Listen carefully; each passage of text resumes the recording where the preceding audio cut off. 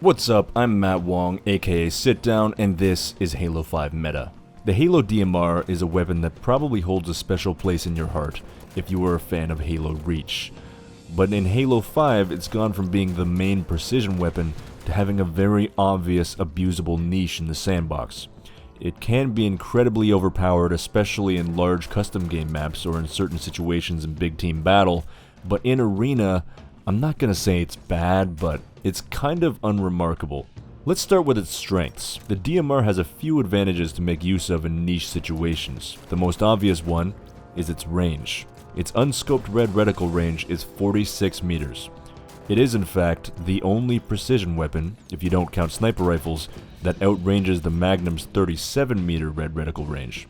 If you play to its strengths and stay outside of the Magnum's effective range, you can put the DMR to good use, denying power weapons or objectives from a distance, and for that reason alone, the weapon is worth picking up in some scenarios.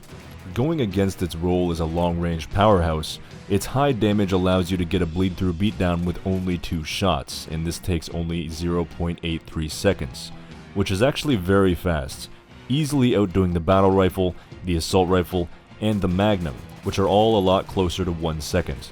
Speaking of damage, shots from this thing will leave you with only a sliver of shield remaining, draining about 33% with every shot, while the Magnum drains only about 25% per shot, barely having enough to strip the shields with the 4th shot. This also means you can get a kill if you land only 2 shots to the body of an unshielded opponent rather than 3 like the Magnum, which is nice, but if you're going for optimal shots to kill, it doesn't really make a difference. Despite this massive damage disparity, they both require the same number of shots to kill. Now, while that won't help you at all, it will make it easier for your teammates to clean up kills, whether that's with grenades, bleed-through beatdowns, or if someone on your team happens to be using a battle rifle. So it's something to keep in mind if you've got friends in your fire team. But by itself, it struggles in terms of 1v1 kill time, taking 5 shots and about 1.55 seconds to land a kill, which is notably longer than the Magnum's 1.43 seconds. In direct engagements with the Magnum, you'll find yourself losing quite frequently, just because Magnum users can get their shots off much faster than you can.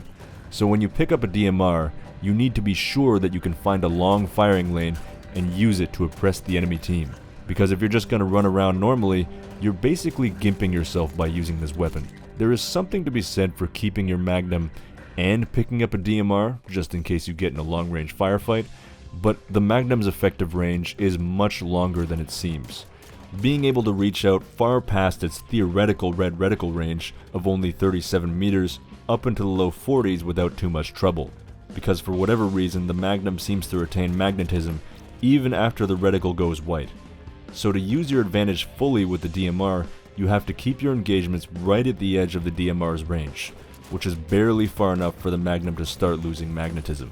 Scoped in, it may have an incredibly long red reticle range of over 100 meters, but the problem is A, you'll never use that in Arena, and B, even if you do try to use it, you'll probably end up getting descoped since Magnum users have an easy enough time tagging you all the way across the map anyways.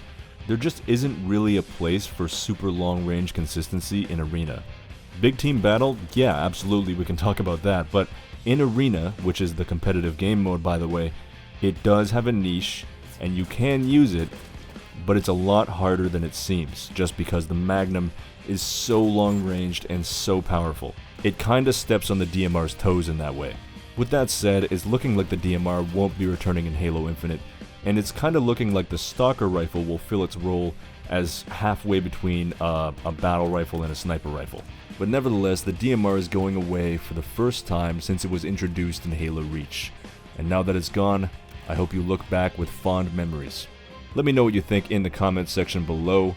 If you enjoy content like this, make sure to follow me on Twitter for updates and join my Discord server. I also have a Patreon if you're at all interested in that.